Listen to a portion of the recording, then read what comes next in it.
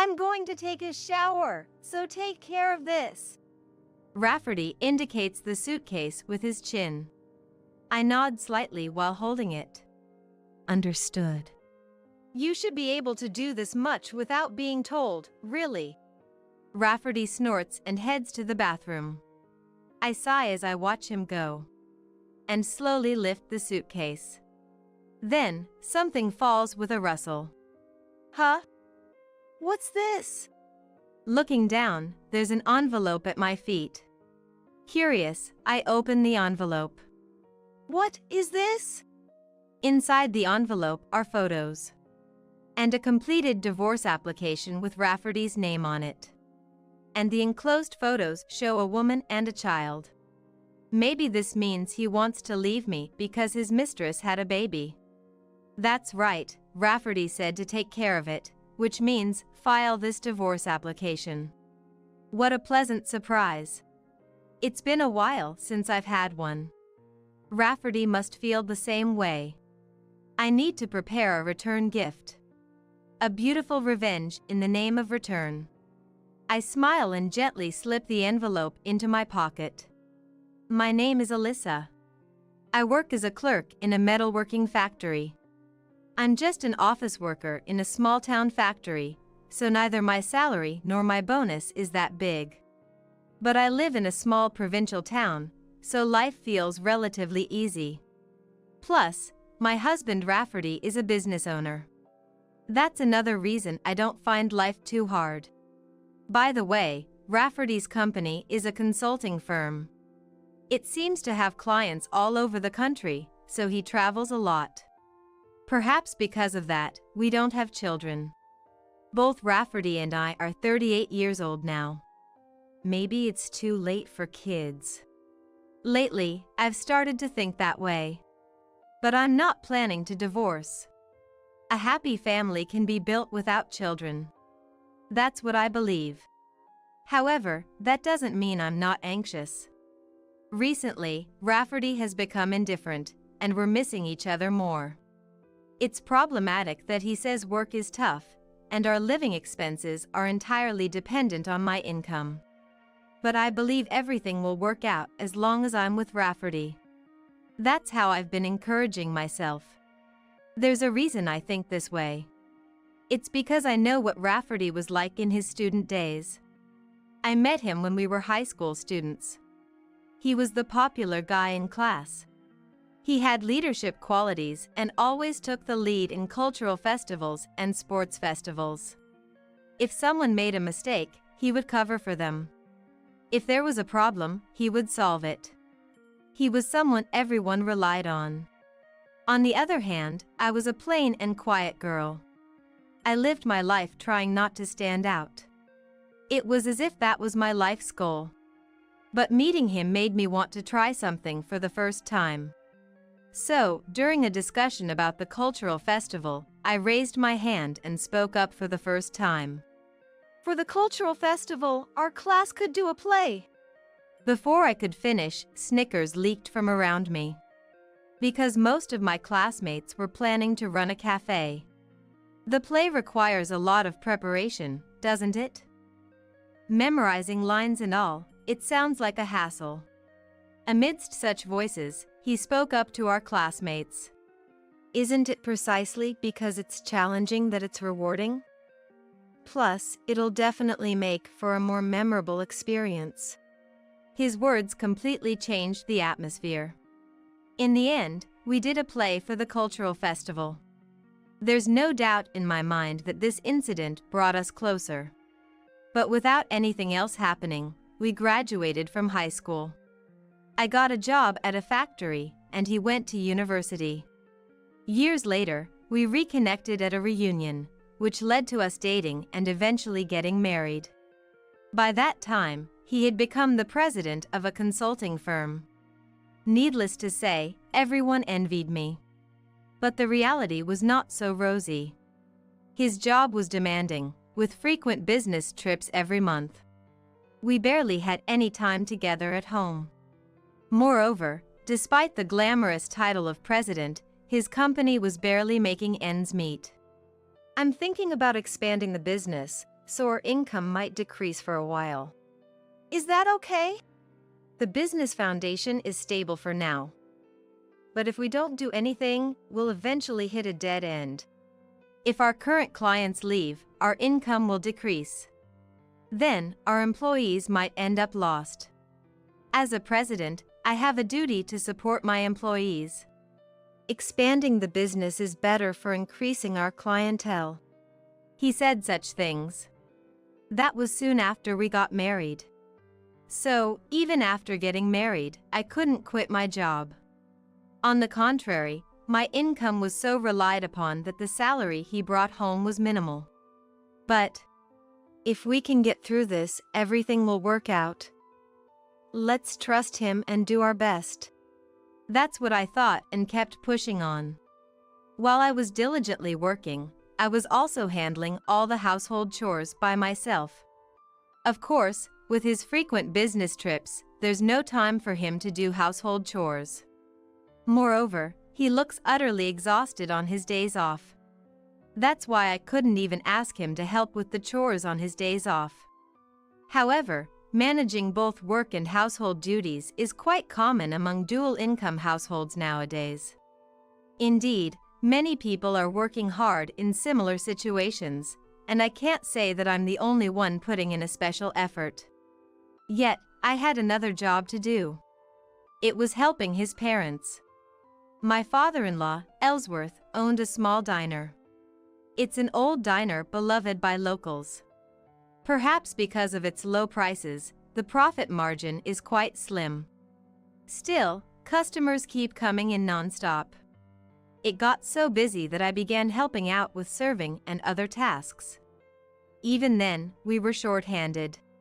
That's why I offered to help. In other words, on weekdays, I juggled my clerical job and household chores, and on weekends, I helped out at my in-laws' diner from morning.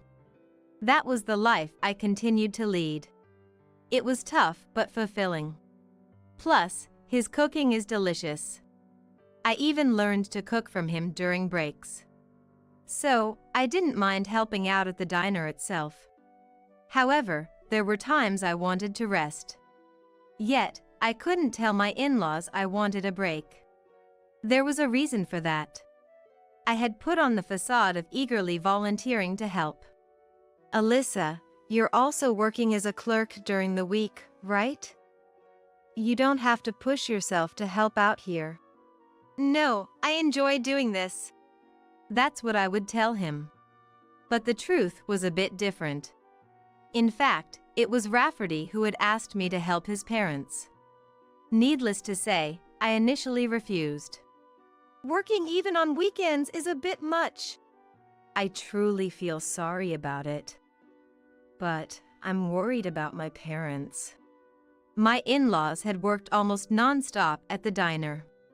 However, they are over 60 now and their health is declining. Recently, they've been complaining about aches and pains, and Rafferty seemed quite concerned. So, could you go to the diner with the intention of keeping an eye on them? But I work on weekdays, and on weekends, I have to catch up on all the household chores, right? Then, how about we hire a housekeeper for the chores? Doing that would jeopardize our household finances. It would be better to just hire a part-time worker for the diner. After much consideration, I agreed to help. But that decision was a big mistake. I realized that only recently. About half a year ago. I have some work left, so I'll finish that up first. Then I'll get dinner ready. That's always a big help. Thanks. After returning from work, I had such a conversation with Rafferty and, as usual, started preparing dinner. Sometime later, when I went to ask him how he liked the seasoning of the meal, I overheard his voice as I was about to knock on his room. Give it up already, Dad. How long do you plan to keep running that dirty restaurant? I was shocked by Rafferty's words. But what he said next was even more unbelievable. You're barely making any money, right? It's better to just give up. Making any money? That's a lie, right, Rafferty? Stunned, I lowered my hand from knocking. Or what? Are you making a profit thanks to our housekeeper? The moment Rafferty said that, I could hear Ellsworth's voice over the phone. What do you think you're doing with Alyssa? You need to straighten up your act. Even though it was very quiet, for some reason, it reached my ears clearly. Tears suddenly started to overflow, as I came to understand Rafferty's true nature and Ellsworth's kindness. So, Rafferty wasn't concerned about his in-laws at all. He just wanted to keep an eye on them. And to Rafferty, I was just a convenient housekeeper. Anger surged within me along with frustration. I'll definitely get a divorce. I resolved to divorce him. However, suddenly initiating a divorce would be difficult. If I brought it up, it could end up disadvantaging me. First, I need to gather evidence that will be advantageous for the divorce. The recent incident could be testified by Ellsworth. But that alone wouldn't be enough. If only there was something decisive. From that day on, I decided to carefully monitor his actions. Meanwhile, I acted as usual. Pretending to know nothing, I did as he asked. Perhaps that was the right approach, because he didn't notice anything unusual in my behavior. Alyssa, could you prepare a present? I need to buy some baby items. Baby items? Why? Do you remember Jefferson from our wedding? He's one of our employees. It turned out that Jefferson had a new baby. He wanted to prepare a present for him, but was too busy with work to shop for it. He wanted to give it before a business trip this weekend, so he asked me to buy it tomorrow. Understood. Anything specific? Nah, I'll leave it to your sense. You'd know what's needed after childbirth. He smiled. I nodded back with a smile. Thinking it wouldn't be right to involve unrelated people, I decided to obediently follow his instructions. But the next day, after work, an unexpected encounter awaited me at a store I stopped by. It happened when I was about to enter a store that sells baby products, intending to buy a present. Suddenly, I was approached from behind. You're Alyssa, right? Turning around, I saw a man in a suit standing there. He was well-dressed, with the air of a mature adult. I felt I had seen him somewhere before. After thinking for a bit, I realized he was Jefferson. Ah, Jefferson, from my husband's company. Yes, that's right. I'm always grateful for your support. No, the pleasure is all mine. Oh, are you buying a souvenir for your wife? I gestured towards the baby products store in front of us. However, he looked puzzled. No, I'm not married. I was perplexed by his response. Rafferty had indeed mentioned that Jefferson had a new baby. Wondering what was going on, I asked Jefferson for details. Then, I found out something completely unexpected. Jefferson had indeed come to buy baby products. But not for his wife. Incredibly, it was for Rafferty. This was certainly a shock. In other words, Jefferson was under the impression that I was pregnant, as he had been informed by Rafferty. Needless to say, I immediately denied it. Jefferson seemed to grow suspicious as well. We decided to move to a different location and discuss the matter in more detail. As a result, Rafferty's lies were exposed one after another. First, it was true that Rafferty's company was expanding its business, but his salary had not decreased. On the contrary, thanks to the business expansion, the salaries of the employees, including Rafferty's, had increased. Moreover, Rafferty's business trips were a lie. While there are business trips, they're not as frequent as he made them out to be. At most once a month. Nowadays, we can handle a lot of things online, and the opportunities to meet clients in person have decreased. Jefferson explained. Meaning, Rafferty lied about going on business trips and was going somewhere else. Moreover, he attempted to acquire baby products by pretending I was pregnant. There's only one conclusion that can be drawn from this. Rafferty is having an affair, and his partner has had a child. Furthermore, it's conceivable that the salary he hasn't been giving me has been going to his mistress. I was so angry I could barely contain myself. In that moment, Jefferson spoke to me kindly. The president has always been prone to affairs. I'll help you gather evidence, and it might be best to divorce him. Naturally, I took up his offer. I immediately began gathering evidence. Jefferson helped me with monitoring Rafferty's actions at the company. At the same time, I hired a professional to conduct a behavior investigation. Also, to ensure Rafferty didn't suspect anything, both Jefferson and I continued purchasing baby products. We pretended we knew nothing and handed them over to Rafferty. So, I'll give this to Jefferson. Also, I'm going on a business trip for the next 2 weeks. Okay. Take care. I saw him off pretending I knew nothing. Then, 2 weeks later, Rafferty came home late at night. Quite drunk. Are you okay? Where did you drink? That's none of your business. Just be quiet and get the meal ready. His tone was unusually harsh. I frowned slightly and sighed quietly. What? You got something to say? Even I want to drink sometimes. I understand. I supported him, who seemed about to fall. However, he pushed my hand away. I'm going to take a shower, so take care of this. He indicates the suitcase with his chin. I nod slightly while holding it. Understood. You should be able to do this much without being told, really. He snorts and heads to the bathroom. I sigh as I watch him go, and slowly lift the suitcase. Then, something falls with a rustle. Huh? What's this? Looking down, there's an envelope at my feet. Wondering what it could be, I open the envelope. What is this? Inside the envelope are photos. A completed divorce application with Rafferty's name on it. And the enclosed photos show a woman and a child. Maybe this means he wants to leave me because his mistress had a baby. That's right, he said to take care of it, which means file this divorce application. What a pleasant surprise, it's been a while since I've had one. Rafferty must feel the same way.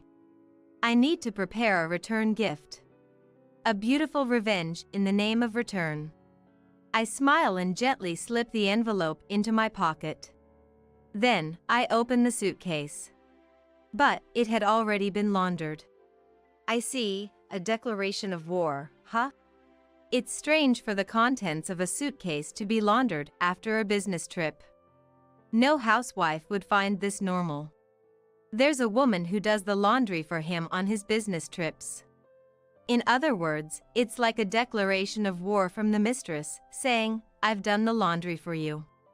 Plus, this time, she even included photos. With a divorce application as a bonus. Probably, Rafferty was upset because of this. Pressured by his mistress to divorce. But he doesn't want to let go of me, his conveniently usable housekeeper. They must have had a fight. And in anger, the mistress planted the divorce application and photos. Well, that seems about right. So, I guess I have to take up her challenge. Smirking, I went back to my room. Ideally, I'd file the divorce application right away. But if I'm going to divorce, I'll need a place to move to. And I'd like to say goodbye to my in-laws. It's going to be busy from tomorrow. I spent a sleepless night excited about what was to come. The next morning, when Rafferty woke up, I said to him, Rafferty, my company is really busy right now. So, I'll be coming home late for a while. I see. That's tough, you too. After having that conversation, I left the house with him. But I didn't go to the company. Instead, I turned back home. At the same time, I informed my company that I was resigning. Of course, there was a reason for this. Last night, I had already informed my dad, Alan, that I was getting a divorce. Then, this morning, he had sent me this email. A divorce might cause trouble at your workplace. Quit your job and come back immediately. I'll arrange a place for you to live and find you a new job. You don't have to worry about anything. That's why I decided to resign immediately. And I started preparing to move out at home. And by evening, thanks to the movers arranged by my father, I had completed my move. Afterwards, I filed the divorce application and my father introduced me to a skilled lawyer. Now all that's left is to wait for Rafferty to contact me.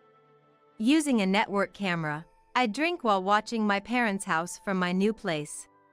As I'm enjoying this leisurely time for the first time in a while, my smartphone suddenly starts ringing. It's Rafferty, but I check and ignore it. After repeating this several times, the doorbell at my parents' house rings. After a while, my father and Rafferty appear at the entrance. I watch the proceedings with a smirk. What brings you here at this hour? Well, I can't get in touch with Alyssa. Oh? Isn't she at work?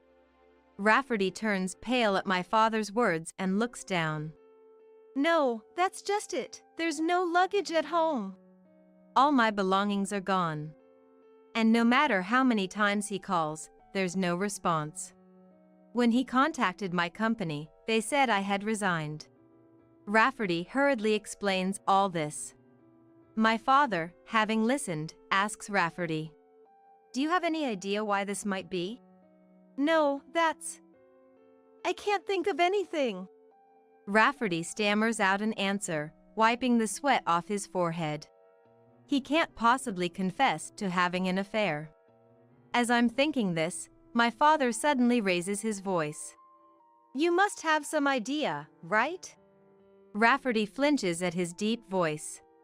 Rafferty answers, avoiding eye contact. No, nothing. Don't lie. You were having an affair, weren't you? An affair? Rafferty's gaze started to wander. His reaction all but a confession in itself. Yet, my father didn't relax his questioning. Staring intently at Rafferty, he continued in a firm tone. There's evidence. Do you want to see it, or will you confess on your own? Which is it? I'm sorry. It was just a moment of folly. Please don't tell Alyssa, please. Enough! You have no right or qualification to say such things. Silenced by my father's rebuke, Rafferty went quiet. He, fixing his gaze on a subdued Rafferty, said, Anyway, it seems Alyssa intends to divorce. Wait, please wait. There's no use talking to me about it. If she talks about alimony in the divorce proceedings, agree to it. Understand? Yes. Rafferty replied in a small voice. Naturally, I was laughing out loud in front of the camera. Watching Rafferty walk away dejectedly cleared up my mood a bit. Well, it's not over yet. Muttering to myself, I picked up my smartphone. Needless to say, I called Ellsworth. I informed him about the divorce. So, I've filed the divorce application. That idiot son! What has he done? Ellsworth began to rage over the phone. While calming him down, I made a request. That being said, would you be able to help? Understood. Since my son has caused trouble, I won't hesitate to help. Thus, I secured Ellsworth's cooperation. The following day, during lunchtime, I called Rafferty. I thought he would pick up immediately, but he didn't. What was with that barrage of calls? As soon as he realized I was gone, he bombarded me with calls. Yet, When I try to reach out, he shows no sign of answering. Despite being told last night to discuss alimony for the divorce proceedings. I see. He's preparing for a total war. Annoyed, I quickly changed and headed straight to Rafferty's office in a taxi. As I entered the office, he dashed out from the back room upon noticing me. "What are you doing here, Alyssa?" "Huh? I came to talk about the divorce." "You wouldn't answer your phone." I raised my voice on purpose. Naturally, all eyes in the office were suddenly on us. "Hey, don't raise your voice here. Are you afraid your subordinates will find out about the affair? Or is it because you lied about me being pregnant?" Immediately, the office started buzzing. He had reportedly announced to the office that his wife was pregnant. I heard this from Jefferson. He seemed happy to share the news at a company-wide morning meeting. Essentially, by denying the pregnancy here, I'd be exposing his lie. As he began to receive cold looks from his employees, he took me outside. "Oh? Have you decided to discuss the alimony for the divorce? Let's change the location first." He seemed visibly irritated. He then took me to a nearby cafe. After hastily ordering to dismiss the waiter, he started complaining in a low voice. "What's your intention? You want to disgrace me? If you do something like that, I'll have no standing." "Huh? It's your fault for lying. Why did you lie?" When I asked, he suddenly fell silent. He goes quiet whenever things get inconvenient for him. "Anyway, I've filed the divorce application." "What? You filed for divorce? How? Don't tell me you forged it?" His smile widened, thinking he found an opening. But I coolly responded, "Oh? It was in your suitcase, along with the mistress's photo." As I smiled, he was taken aback. Clearly something clicked for him. Then, I made a call to someone, asking them to come to our location. "Who are you calling?" "Someone who will help us with the discussion. They said they'll be here soon, so we'll continue after they arrive." It seemed they had been waiting nearby. The person arrived at the cafe within a few minutes, causing Rafferty's complexion to change dramatically. Eventually, standing before a trembling Rafferty was them. "Rafferty, I hear you've had an affair." "Mom, it's not what it looks like." The one who entered was my mother-in-law, Heavenly, with Ellsworth behind her. This was precisely what I had asked Ellsworth for yesterday. When Rafferty complained, I wanted Heavenly to support me.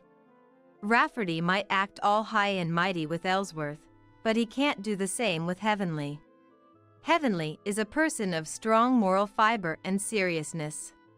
Rafferty has been often scolded by her since he was little, and it seems he's still afraid of her. Yet, why engage in an affair? It was obvious he would get scolded if found out. It's baffling what he was thinking. While I was pondering this, Rafferty was being scolded by Heavenly right before my eyes. "What in the world were you thinking? I'm telling you, it's not like that." "What's not like that?" "I've heard from Alyssa. I've seen the results of the investigation into your conduct, right?" Bang. Heavenly slammed an envelope on the table. It was the results of Rafferty's conduct investigation that I had handed over. "I've seen it too. The affair is undeniable." "Shut up, Dad!" Rafferty raised his voice at Ellsworth. However, Heavenly immediately intervened. "You're the one who needs to be silent. Before getting angry at us, you should be apologizing to Alyssa. Now, apologize quickly." Heavenly urged Rafferty in a strong tone. Rafferty quickly averted his gaze. In that moment, Heavenly's anger exploded. Grabbing Rafferty by the neck, she made him kneel right there. Yes. Rub your head on the ground and apologize. I'm sorry. What about the alimony for the divorce? I'll pay it. Please forgive me. Rafferty, on the verge of tears, managed to squeeze out his words. I couldn't help but find his plight amusing. After being scolded by Heavenly, Rafferty promised to agree to the alimony payment for the divorce. I mentioned that the lawyer would contact him and left the scene. Walking out of the cafe, I muttered to myself, "Now, it's that woman's turn." I stared intently at the mistress's photo saved on my smartphone. Shortly after, the lawyer contacted me to confirm that I had received the alimony from Rafferty. That settles one phase. I finally felt a sense of relief. But it wasn't over yet. There was one more thing to do. It was time for revenge on the mistress. That revenge was planned for a few days later. I waited for the day with excitement. Before long, several days passed, and the day arrived. I headed to the venue with my heart racing. It was the venue for a business networking event. This time organized by the Chamber of Commerce. After exchanging some casual greetings, I immediately looked for Rafferty. Soon enough, I found him and approached him from behind. "Long time no see, Rafferty." "Oh, Alyssa? Why are you at a business networking event?" It seemed he was surprised, then I handed him my business card. He looked at it intently before exclaiming in surprise, "I've become a business owner in the real estate rental industry. So, let's get along well." "What do you mean?" "Oh, just took over from my father," I answered with a smile. Meanwhile, Rafferty, looking confused, asked back, "But your father is a taxi driver, right? So, I thought." I didn't ask my dad, Alan, for financial support. That's how Rafferty explained it. Indeed, my dad is a taxi driver. However, that's more like a hobby for him. My dad, who liked driving and was in the real estate rental business on the side, worked as a taxi driver. But with Rafferty's affair coming to light, I decided to quit my job. Of course, if the discussions had gone smoothly, it might not have been necessary for me to quit. However, my dad saw it as a good opportunity and offered to hand over his company to me. He even offered to lend me one of his properties as my new home. That's why I decided to take over his work. Of course, there are many challenges. But I didn't just receive his properties. I became the president of his management company. The job mainly involves dealings with the real estate management company that actually manages the properties. Handing over the management of a few small properties that weren't under a management company's care was about all that was left for me to do. It wasn't a big job, so I wasn't particularly busy at the moment. But I'm planning to get serious from now on, so today, I want to talk to various people. That's why I attended a business networking event. Rafferty was taken aback by such talk. Meanwhile, a man approached us. "Long time no see, Rafferty." "Oh, President Oliver. We're always grateful for your support." Rafferty greeted him politely. I smirked beside him. "Oh, did I interrupt something?" No problem at all. Rather." As Rafferty turned his back to me, I pushed past him. Stepping forward, I greeted to the man he called President Oliver. "Nice to meet you, President Oliver. I'm Alyssa, his ex-wife." "Ex-wife?" President Oliver's complexion changed. I continued speaking. "We just got divorced recently. My husband had an affair and fathered a child with another woman." "Stop! Don't say anything more unnecessary." Rafferty tried to silence me. Still, I forcefully told everything. Hearing this, President Oliver placed a hand on Rafferty's shoulder with a strained face. What's this about? Well, that's... Rafferty's mouth opened and closed. He seemed to want to say something, but the words just weren't coming out. Yes. I silently cheered inside. Then, a saccharine voice was heard. Dad. Did you find Mr. Rafferty? Turning towards the voice, there was a flashy woman. She spotted Rafferty and quickly ran over to him. Mr. Rafferty! Found you! The way she said it and hugged Rafferty made me irritable. Rafferty, with a pale face, pushed the woman away. Feeling the atmosphere freeze, I deliberately said, Oh? Isn't that Rafferty's mistress, Tara? Hello there. Huh? Who are you? I'm Rafferty's ex-wife. Ex? She was about to say more, but she covered her mouth. President Oliver then pulled her towards him. Tara, what's this about? What? No, this woman is weird. She pointed at me. Thinking her incredibly rude, I explained the situation to everyone. In fact, Tara and President Oliver were parent and child, and she had introduced Rafferty as her husband. However, Tara and President Oliver weren't living together. But President Oliver frequently visited Tara. And every time he did, Rafferty would also be there, posing as her husband to President Oliver. That was the real nature of his business trips. Realizing this, I divorced him. When I explained this to President Oliver, he turned red with anger. You lied? No, it's not like that. I didn't know. Tara feigned ignorance. That's when I took out the photo from the envelope. Here's a photo of Ms. Tara and her child. And on the back, it says this. I flipped the photo over, and on the back, it read, So, get a divorce quickly, okay? Wife. The moment President Oliver saw the text, he raised his voice. This is your handwriting. You knew, didn't you? That he was married. No. After that, President Oliver started lecturing Rafferty and Tara right then and there. The two, scolded by President Oliver, admitted to colluding and lying. Knowing it was infidelity, I couldn't give up. Tara kept repeating that.